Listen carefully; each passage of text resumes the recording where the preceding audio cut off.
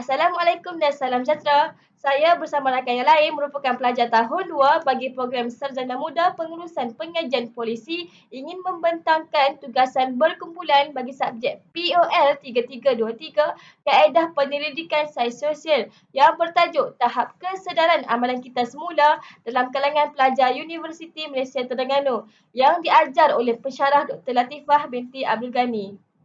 Berikut merupakan ahli kumpulan kami iaitu yang pertama saya sendiri Nur Masita binti Abdul Somad S62325, yang kedua Nurul Syazwani binti Ahmad Fuzi S61946, yang ketiga Nur Ain Syamira binti Kamarudin S62392 dan yang terakhir Nur Ain Natasha Aida binti Zawawi S63038.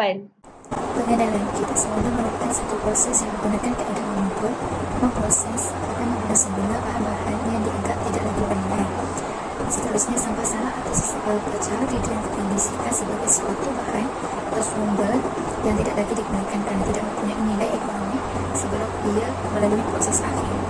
Pendidikan alam sekitar dan program kita semula telah diperkenalkan di Malaysia sebagai langkah jangka panjang untuk membentuk sikap positif generasi akan datang terhadap kita semula. Seterusnya, terdapat 3 objektif kajian iaitu yang pertama, menghuraikan tahap kesedaran amalan kita semula dalam kalangan pelajar Universiti Malaysia Terengganu. Yang kedua, mengenal pasti implikasi mengamalkan amalan kita semula dalam kalangan pelajar Universiti Malaysia yang Terengganu. Dan yang terakhir, untuk menjelaskan inisiatif yang berkesan untuk menggalakkan amalan kita semula dalam kalangan pelajar Universiti Malaysia Terengganu.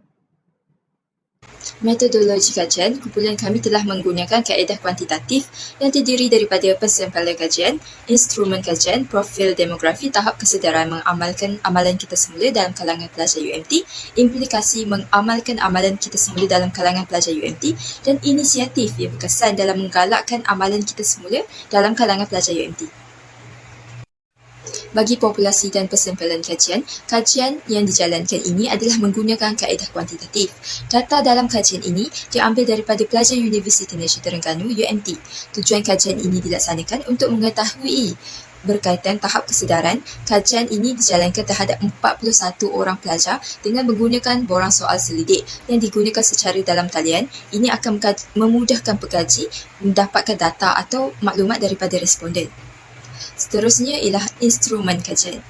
Kajian ini dijalankan dengan menggunakan borang soal selidik yang terdiri daripada 4 bahagian. Yang pertama, bahagian A, bahagian B, bahagian C dan bahagian D. Bahagian A adalah berkenaan dengan maklumat ataupun data dan profil demografi pelajar. Bahagian B merupakan bahagian untuk mengetahui tahap kesedaran amalan kita semula dalam kalangan pelajar UMT. Dan bahagian C adalah implikasi mengamalkan amalan kita semula dalam kalangan pelajar Universiti Malaysia Terengganu. Dan yang terakhir merupakan bahagian D, merupakan inisiatif yang berkesan untuk menggalakkan dalam kalangan pelajar UMT mengamalkan amalan kita semula. Telah menggunakan skala Likert sebagai ukuran untuk mendapatkan peratusan seperti nombor 1, merupakan sangat setuju, nombor 2 setuju, nombor 3 tidak setuju, nombor 4 tidak setuju dan yang kelima sangat tidak setuju digunakan dalam membuat soalan secara dalam talian. Terdiri daripada 3 bahagian iaitu jantina, umur dan bangsa. Bagi kategori jantina di mana 70.7% yang mana 29 orang adalah responden perempuan dan 29.3% daripadanya hanya 12 orang responden lelaki. Yang kedua ialah jumlah umur yang boleh dikelaskan kepada 3 kategori umur iaitu 18 hingga 20 tahun, 21 hingga 23 tahun dan 24 hingga 27 tahun. Bagi kategori umur responden 18 hingga 20 tahun, sebanyak 36.6% iaitu seramai 15 orang dan peratusan terbesar bilangan responden adalah bagi kategori umur 21 hingga 23 tahun iaitu sebanyak 61%. Yang terdapat adalah seramai 25 orang manakala peratusan umur paling sedikit adalah bagi kategori umur 24 hingga 27 tahun iaitu hanya 2.4%, hanya mana 1 orang sahaja. Bagi kategori bangsa yang terdiri daripada kaum Melayu, Cina dan lain-lain menunjukkan bahawa kategori bagi kaum bangsa Melayu iaitu responden terbesar iaitu sebanyak 75.6% iaitu 31 orang bagi kaum Cina sebanyak 12.2%, iaitu sebanyak 5 orang, dan bagi kaum India sebanyak 2.4%, iaitu bagi 1 orang. Manakala peratusan bagi yang lain-lain iaitu sebanyak 9.8%, iaitu sebanyak 4 orang sahaja. Tahap kesedaran amalan kita semula dalam kalangan pelajar UMT. Yang pertama, kita semula untuk mengurangkan sampah sarap, iaitu sebanyak 56% menunjukkan sangat setuju, sebanyak 36.6% menunjukkan setuju, dan sebanyak 4.9% dan 2.4% menunjukkan tidak pasti dan tidak setuju. Yang kedua ialah menjual surat khabar merupakan salah satu daripada kita semula. Sebanyak 48.8% menunjukkan setuju, sebanyak 39% menunjukkan setuju, dan sebanyak 9.8% dan 2.4% menunjukkan tidak pasti dan tidak setuju. Yang ketiga ialah saya pernah terlibat dengan kempen kesedaran kita semula, iaitu sebanyak 34.1% menunjukkan sangat setuju, sebanyak 39% menunjukkan setuju, sebanyak 12.2 dan 14.6 menunjukkan tidak pasti dan tidak setuju. Yang keempat ialah saya dapat membezakan kategori sampah kita semula seperti kertas, plastik, tin aluminium dan kaca. Sebanyak 53.7% menunjukkan sangat setuju, sebanyak 43.9% menunjukkan setuju, dan sebanyak 20.4% menunjukkan tidak pasti, dan sebanyak 0% tidak setuju. Yang kelima, saya menghasilkan sampah sebelum membuang sampah ke dalam tong sampah. Sebanyak 31.7% menunjukkan sangat setuju, sebanyak 41.5% menunjukkan setuju, dan sebanyak 12.2% dan 14.6% menunjukkan tidak pasti dan tidak setuju. Seterusnya ialah implikasi mengamalkan amalan kita semula dalam kalangan pelajar UMT. Yang pertama, dapat mengurangkan pencemaran alam sekitar. Sebanyak 68.3% menunjukkan sangat setuju dan 31.7% setuju. Dan manakala tidak pasti dan tidak setuju sebanyak 0%. Yang kedua, pengurusan sampah dapat diuruskan dengan betul. Sebanyak 65.9% menunjukkan setuju, sangat setuju, dan 31.7% menunjukkan setuju. Sebanyak 2.4% menunjukkan tidak pasti dan 0% menunjukkan tidak setuju. Yang ketiga ialah meningkatkan amalan 3R dalam kalangan pelajar, iaitu sebanyak 63.4% menunjukkan sangat setuju dan 29.3% menunjukkan setuju, dan manakala sebanyak 7.3% menunjukkan tidak pasti dan 0% menunjukkan tidak setuju. Yang keempat ialah dapat memelihara kehidupan liar dan alam sekitar.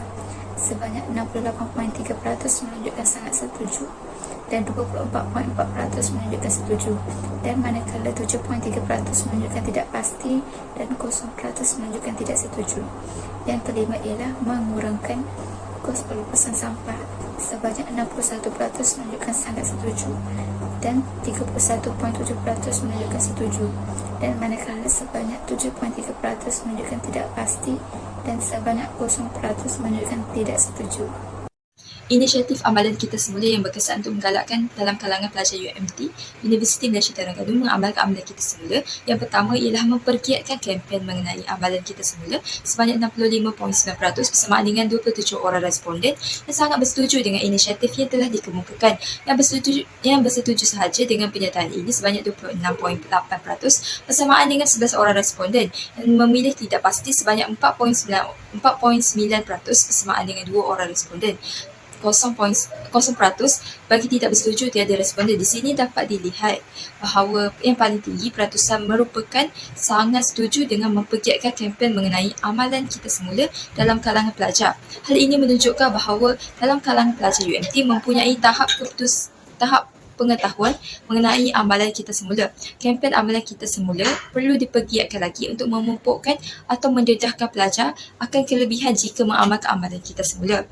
Inisiatif yang kedua ialah menyediakan tong sampah yang berasingan seperti kertas, plastik dan tin aluminium serta kaca.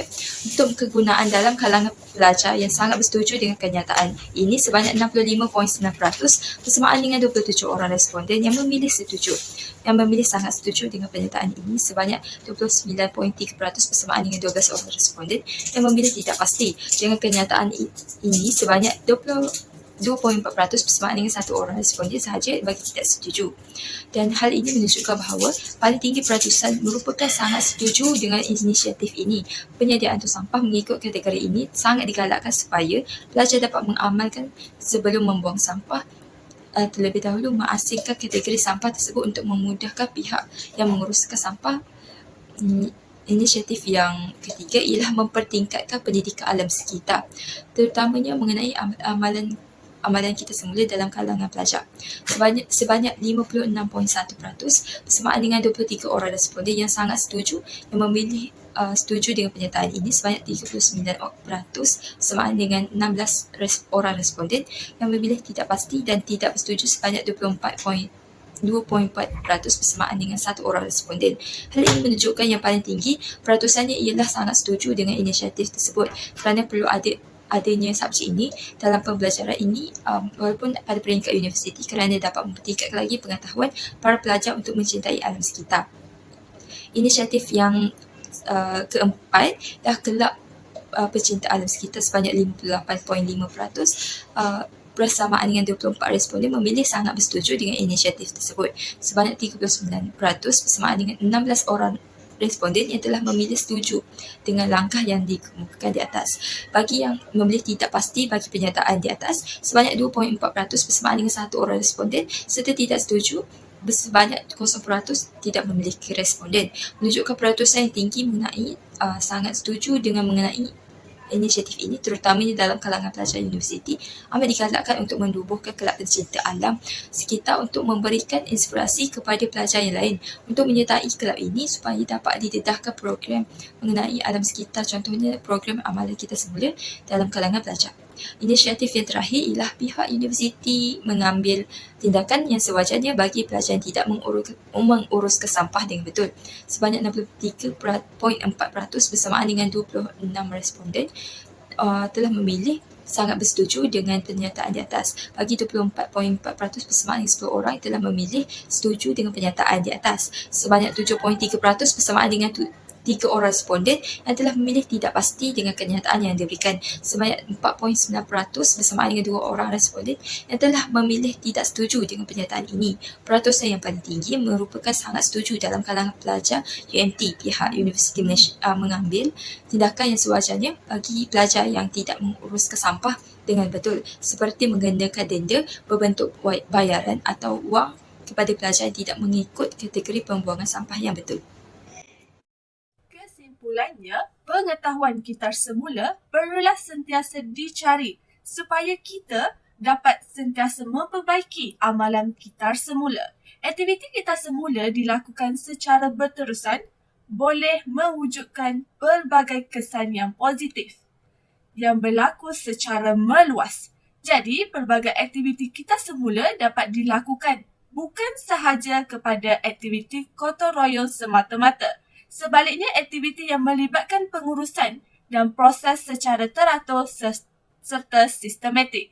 Oleh itu, mahasiswa atau mahasiswi yang mempunyai pengetahuan mestilah menggunakan ilmu yang ada pada mereka untuk membantu dan mengembangkan kepada masyarakat supaya mereka ini memahami dan mengamalkan tingkah laku yang bertanggungjawab terhadap alam sekitar. Jadi, negara dapat wujudkan generasi yang mempunyai pendidikan yang tinggi, iaitu bijak dalam menjaga alam sekitar. Sekian daripada saya. Terima kasih.